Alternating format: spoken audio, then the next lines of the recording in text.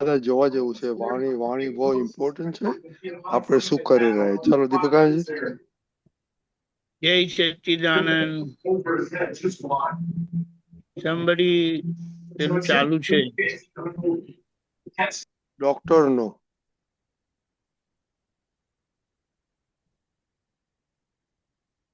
બોલો. જય સચ્ચિદાનંદ.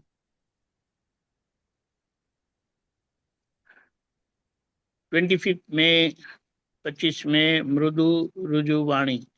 આ વાણી સુધારવી છે, આ વાણી સુધારવી છે એમ આખો દાડો રહ્યા કરે એટલે સુધરી જાય.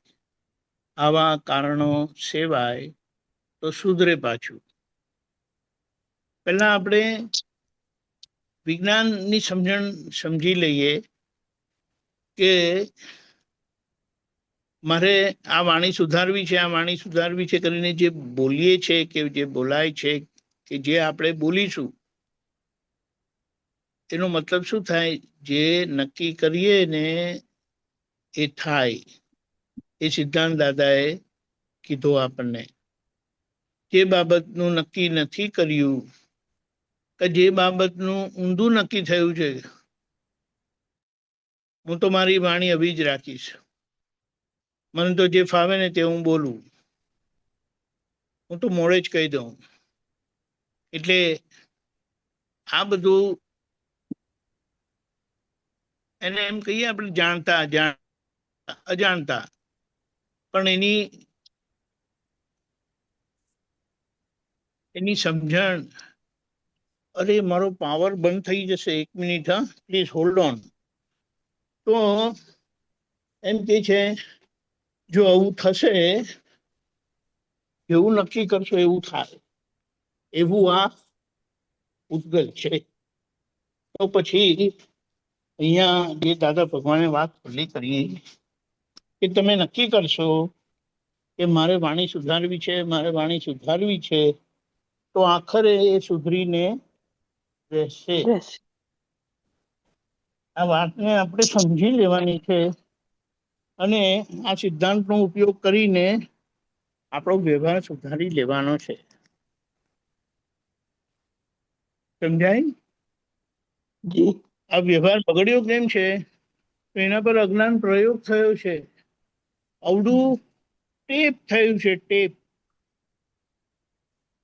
અને એ ટેપ થવાના કારણે આ વાણી એવી છે જેના પરિણામે એવી એ વાણી બોલાય છે.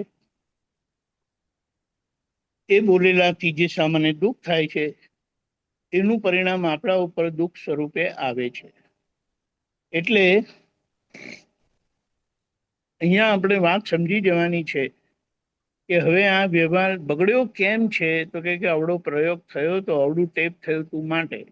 અને વાણીને જ્યારે સેકન્ડ ડિસ્ચાર્જ કહ્યું છે, વાણીને સેકન્ડ ડિસ્ચાર્જ કહ્યું છે માટે એ વાણી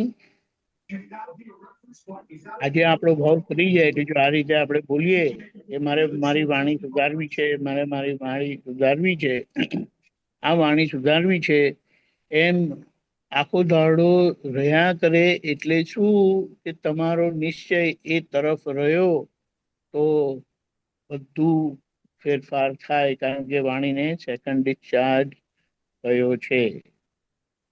એટલે આ રીતે આપણે આપણી વાણીને સારી રીતે સાંભળીને સુધારી લેવાની છે. બાકી જે બગડેલું છે તે જાતે સુધરે કેવી રીતે? જેમ આપણે બરફમાં ગયા અને ત્યાં સ્નોમેન બનાવ્યો. એ બનાવ્યા વગર તમારા બનાવવા પહેલા હતો નહીં, ત્યાં તો સ્નો જ હતો, બરફ જ હતો. તમે બનાવ્યો અને તમે બનાવીને જતા રહ્યા. ત્યાંથી બીજા જે આવ્યા ને એમને એ ના ગમ્યું, એટલે એમણે એને તોડી પાડ્યું. તો પાછો એ સ્નોમેન બનેલો પાછો બરફ થઈ જાય. હતો તો બરફ જ, પણ સ્નોમેનનું એનું જે આખું રૂપ તૈયાર કર્યું તેના લીધે સ્નોમેન દેખાતો હતો. હવે સમજાયું?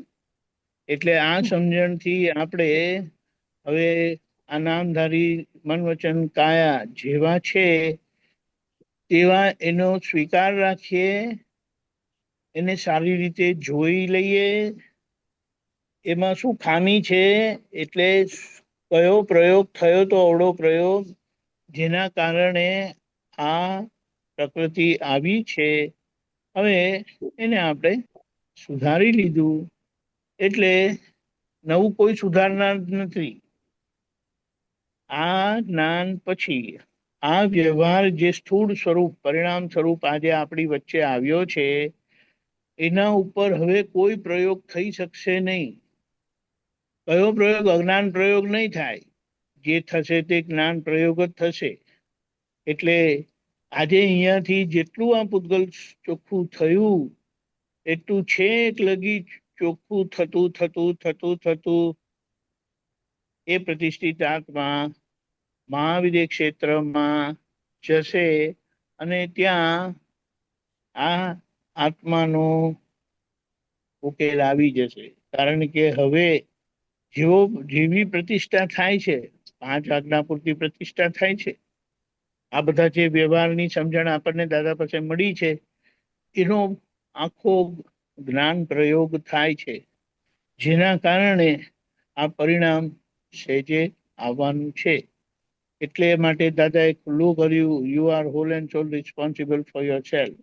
અને જ્યારે તમે જ જાતે તમારા માટે જવાબદાર છો તો તમારે તમારી જીવન જવાબદારી પૂર્વક જીવી જવું જોઈએ. પછી તમે ડિસ્ચાર્જ કરીને ઊભા રહેશો તો એ તમારા પર જ પાછું આવશે. કારણ કે તમે એટલે આપણે આ નામધારી ઉપરની વાત કરીએ છીએ, શુદ્ધાત્માની વાત કરતા નથી. શુદ્ધાત્માને કશું અડતું જ નથી. પણ શુદ્ધાત્મા પદ પ્રાપ્ત થયા પછી એ આખો વ્યવહારનો ભાગ ચોખ્ખો કરવાનો રહે છે. એ ભાગ કેવી રીતે ચોખ્ખો થાય એ માટે દાદાએ આપણને આજ્ઞા આપી ને એની પાછળ આ બધી સમજણ આપી. એટલે આ સમજણથી આપણે જીવી જતા બધું ચોખ્ખું થઈ જશે. કારણ કે નવું ઉમેરાતું નથી, જૂનું ખાલી થતું જાય છે. અને જૂનું જે ખાલી થતું જાય તો એને આપણે સારી રીતે જોઈ લઈએ છીએ અને એ ખાલી થતી વખતે બીજાને કંઈ પણ દુઃખ થાય તો ત્યાં આપણે પ્રતિક્રમણ રાખીએ છીએ અને સારી રીતે જોઈ લેવું એટલે એને નિહાળી લેવું કે કઈ રીતે આ ઉદ્ગલ પર કેવો પ્રયોગ થયો તો અને આજે એનું આ પરિણામ છે. એટલે એ કારણ દેખાતા, એ કારણ સમજાતા એને આપણે નિર્દોષ જોઈએ છે અને નિર્દોષ દ્રષ્ટિથી એને નિહાળવાથી એ ચોખ્ખું થઈ જાય છે.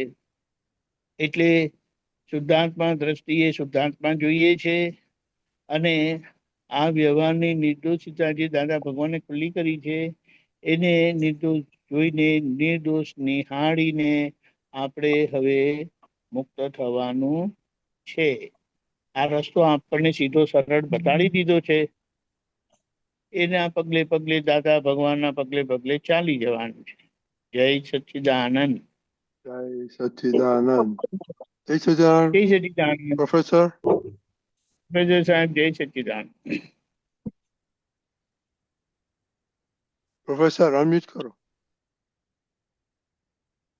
હા, રેડી. જય સચ્ચિદાનંદ. જય સચ્ચિદાનંદ. We can start. જય સચ્ચિદાનંદ. જય સચ્ચિદાનંદ.